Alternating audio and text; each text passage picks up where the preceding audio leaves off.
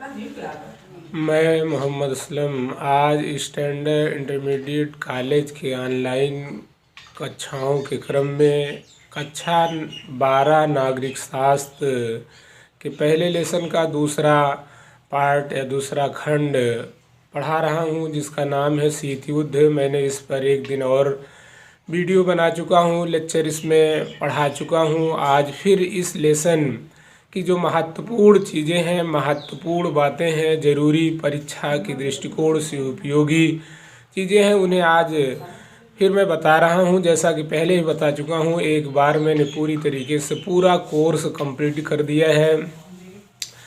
आज शीत युद्ध में जैसे शॉर्ट आंसर टाइप कुछ क्वेश्चन है महत्वपूर्ण, उन्हें मैं जो है इस वीडियो के माध्यम से बता रहा हूं।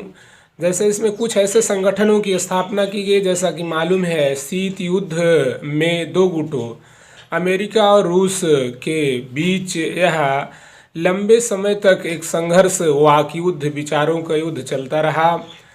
और इसी संदर्भ में, इसी कड़ी में दोनों गुटों ने अपने अपने सैनिक गुटों की स्थापना की और सैनिक गुटों की स्थापना करके इस युद्ध को और तीव्रता प्रदान करने की कोशिश की गई। मुख्य रूप से सोवियत संयुक्त राज्य अमेरिका, जो कि पूंजीवादी गुट का नेतृत्व कर रहा था, उसके द्वारा नाटो की स्थापना की गई 1949 में।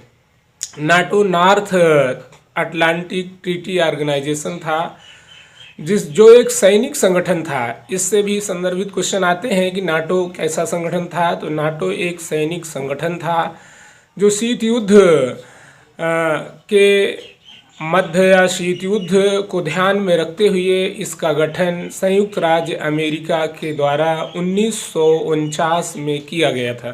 प्रश्न आता है कब किया गया था, यह संगठन कैसा संगठन था, सैनिक संगठन था या कोई क्षेत्रीय संगठन था। तो यह एक ध्यान रहे कि यह एक सैनिक संगठन था और संयुक्त राज्य अमेरिका के द्वारा इसकी स्थापना की गई थी। और इसका जो है संक्षिप्त नाम नाटो होता है। कभी कभी जो है इसका विस्तारित नाम भी पूछ लिया जाता है। तो नॉर्थ ट्रीटी ऑर्गेनाइजेशन इस संगठन का नाम है। और इसी वर्ग के द्वारा अर्थात पूंजीपति या पूंजीवादी वर्ग या संयुक्त राज्य अमेरिका के ही द्वारा दो और गुटों की स्थापना में महत्वपूर्ण योगदान दिया गया। उसी के नेतृत्व में और उसी के प्रयास से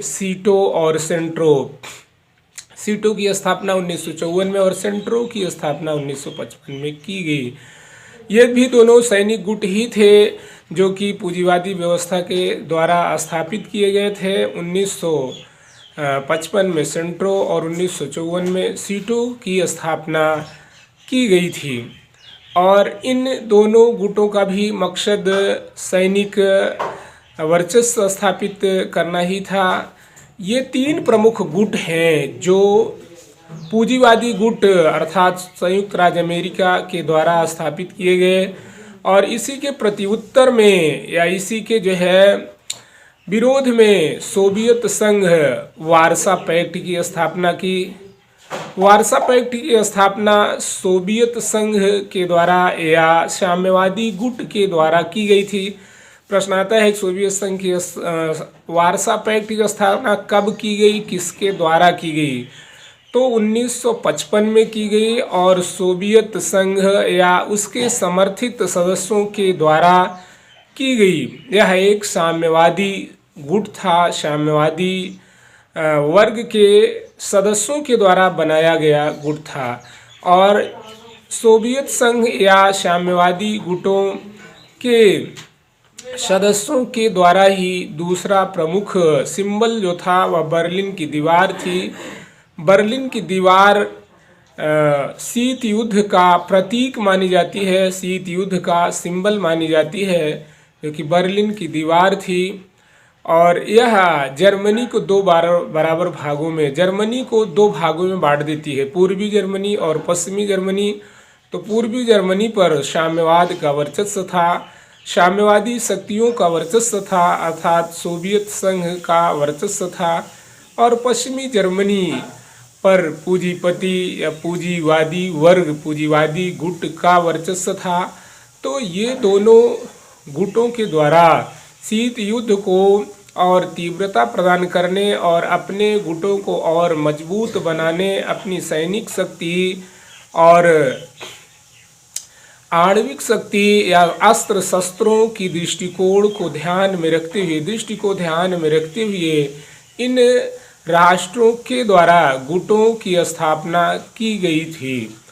तो बच्चों, ये जो है शीत युद्ध से संबंधित कुछ महत्वपूर्ण और ख़ास बातें इस लेसन से मैं बता दे रहा हूँ, और इसी तरीके से इस लेसन को आज मैं कंप्लीट कर दूंगा, क्योंकि एक बार और पढ़ाया ही जा चुका है कक्षाओं में, ऑफलाइन कक्षाओं में।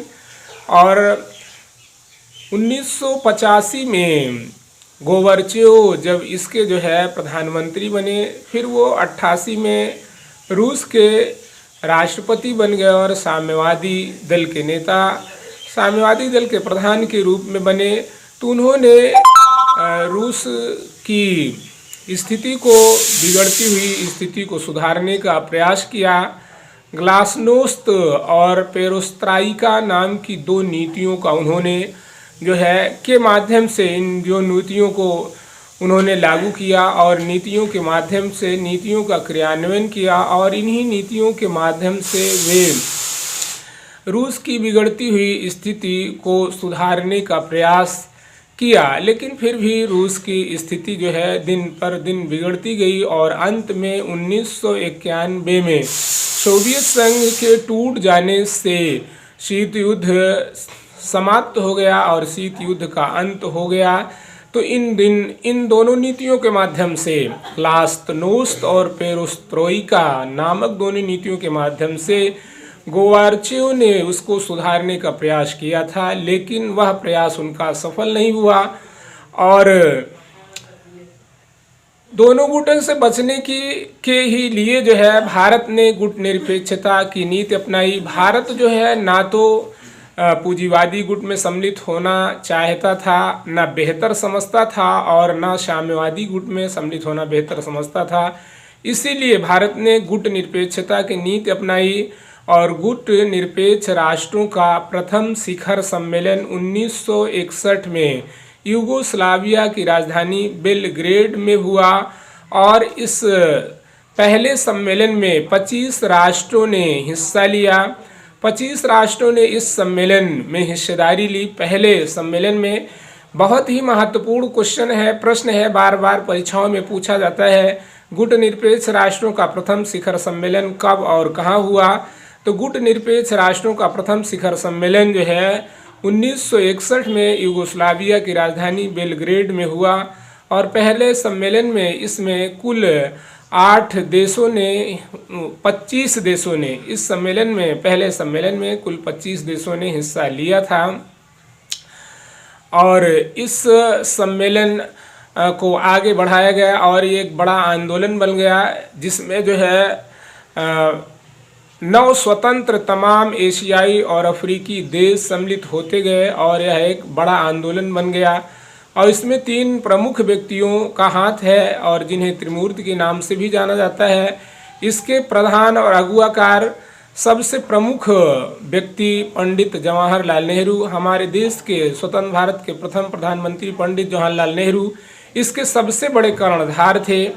और उनके साथ ही 2 और थे, मार्शल टीटो और कर्नल नासिर। इन लोगों ने मिल करके इसकी स्थापना की और इस आंदोलन को आगे बढ़ाया। इन्हीं लोगों के प्रयासों से बाद में सुकार्णो भी इस सम्मेलन और इस आंदोलन का हिस्सा बन गए। बाद में जो है यह आंदोलन एक बड़ा आंदोलन बन गया, और विश्व में शक्ति संतुलन बनाने में इस आंदोलन का एक बड़ा योगदान रहा। अन्यथा अन्य जो भी एशियाई और अफ्रीकी देश उस समय आज़ाद हो रहे थे, वे इन्हीं दोनों गुटों में शामिल होते। हालांकि दोनों गुटों में भारत शामिल नहीं हुआ, गुट निरपेक्षता की नीति अपनाई, तो इसका मतलब ये नहीं था कि भारत किसी का विरोधी था। सोवियत संघ या संयुक्त राज्य अमेरिका किसी गुट या किसी वर्ग का विरोधी नहीं था, बल्कि भारत का ये सोचना था कि हम अपनी स्वतंत्र रूप से अपनी नीति या अपने कामों को, अपनी सोच को, अपने विचारों को हम स्वतंत्रता पूर्वक नहीं कर पाएंगे। जब कोई संस्था, कोई व्यक्ति, कोई देश किसी का सदस्य बन जाता है और उससे घनिष्ठ रूप से जुड़ जाता है, तो वह अपनी स्वतंत्र नीतियों को, अपने स्वतंत्र कार्यक्रमों को नहीं चला सकता है, वो चाहे अच्छा हो या खराब हो। तो भारत ने सूक्ष्मता से इस पर जो है दृष्टि डाली, सूक्ष्मता से इसका गहन परीक्षण किया कि क्या दोनों गुट सही हैं। तो उसे यह एहसास हुआ, अनुभव हुआ कि दोनों गुट अपने स्वार्थों की पूर्ति में सही और गलत का ध्यान नहीं दे रहे हैं। वो अपने जो उनका लक्ष्य है, जो उनका उद्देश्य है, जो उनका टारगेट है, उससे पूरा करने में वो गलत और सही का निर्णय नहीं लेते हैं, बल्कि वो अपने लक्ष्य को पूरा करने के लिए गलत नीतियों का भी जो है पालन करते हैं। गलत नीतियों पर भी चलने में उन्हें जरा भी कोई संकोच नहीं होता है। इन्हीं सारी बातों को ध्यान में रखते हुए भारत जो है किसी गुट में सम्मिलित नहीं हुआ। भी हम किसी गुट में सम्मिलित होंगे जब वो जो उसकी नीतियां होंगी, चाहे अच्छी हों चाहे गलत हों, लेकिन उसका पालन करना पड़ता है। इसलिए भारत अपनी स्वतंत्र नीति की स्थापना के लिए, और कोई मकसद नहीं था, हम स्वतंत्र अपनी नीति लेकर जिंदा रहें, हम स्वतंत्र हैं तो स्वतंत्र रूप से जिंदा रहें, इस मकसद से भारत ने गुट निरपेक्षता के आंदोलन को आगे बढ़ाया। वीडियो अब यहीं ख़त्म कर रहे हैं, बहुत ही लंबा हो जाता है वीडियो, और फिर आगे फिर वक्त बढ़ाया।